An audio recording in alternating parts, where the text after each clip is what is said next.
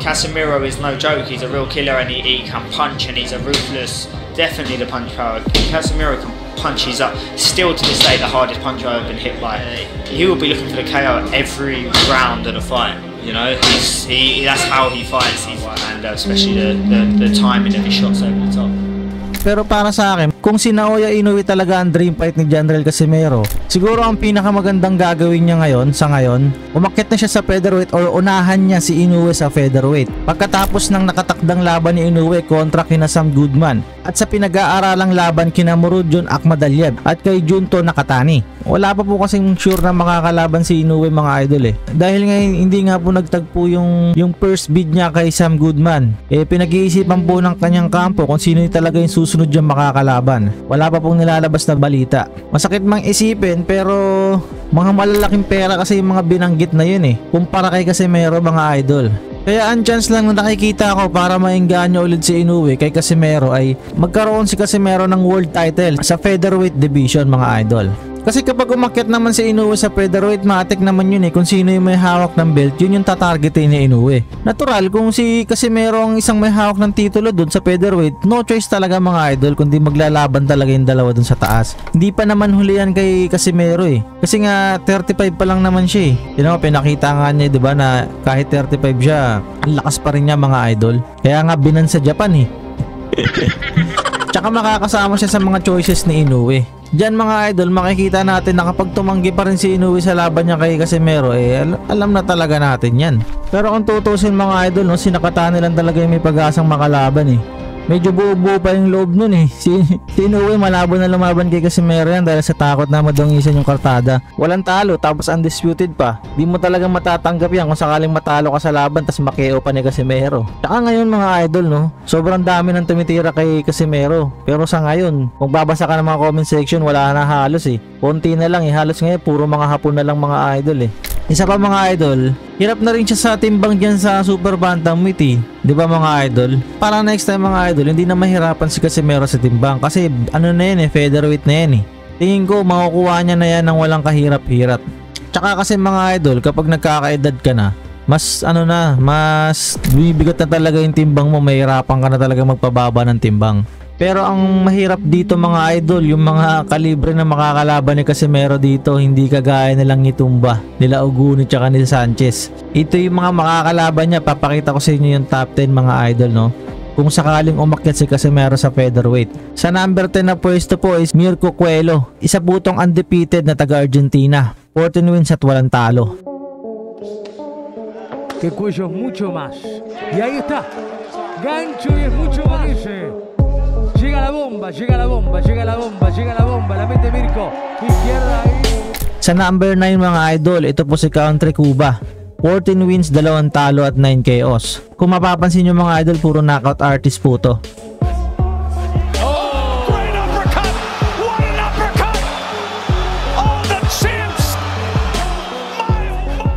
At pang number 8 po natin na si Raymond Ford, taga US po, 15 wins, 1 talo lamang at 8 KOs.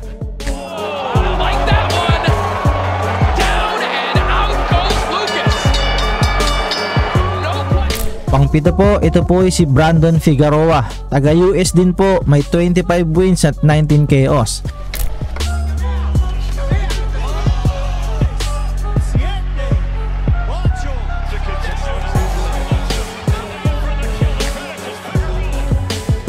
Kung matatandaan nyo mga idol, nakalaban na to ni Mark Magsayo, pero natalo po dito si Mark Magsayo mga idol.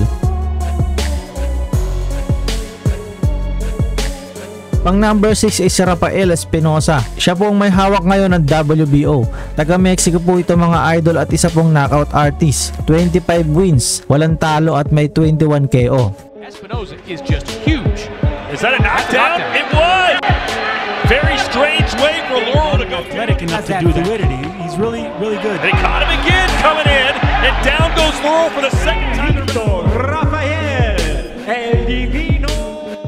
Sa ating panglimang pwesto po ay si Luis Alberto Lopez. Taga Mexico rin po ito mga idol. Merong 30 wins, 3 talo at may 17 KOs. Kung mapapansin nyo mga idol, puro taga Mexico po yung mga nandito na malalakas at ang may hawak ng mga titulo. Give a sense of turning the tide and stop the onslaughts of Lopez. Like that, slide up right hand, followed up by a solid body shot. Oh my goodness, from Conlan down, and the towel has come in. Adam Booth hurled the towel into the ring, and he's on the canvas and doesn't really know where he is. Sa atin pang-apat na pwesto po ay nakalaban na rin po ito ni Mark Magnifico Magsayo. Siya po ay si Ray Vargas, ang may hawak ng WBC. Taga Mexico rin to mga idol, na may 36 wins, isang talo at may 22 KO.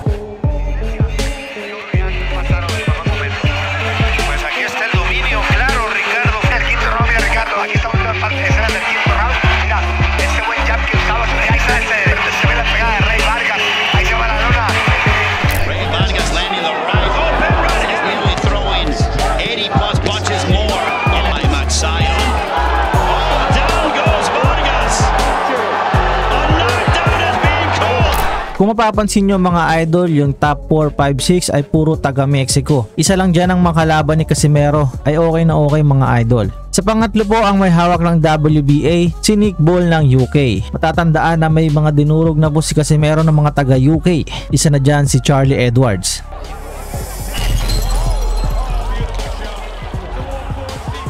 Meron po itong record na 21 wins, walang talo, isang draw at may 12 KOs.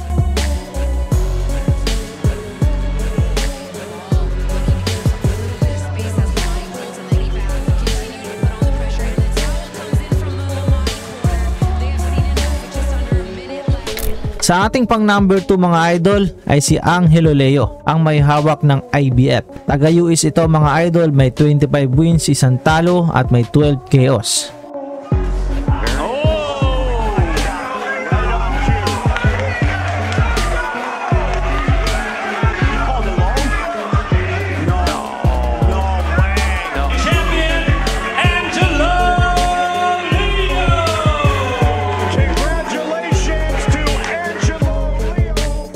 Sa ating pang number 1, si Leigh Wood, taga UK mga idol. Merong 28 wins, 3 talo at may 17 KO.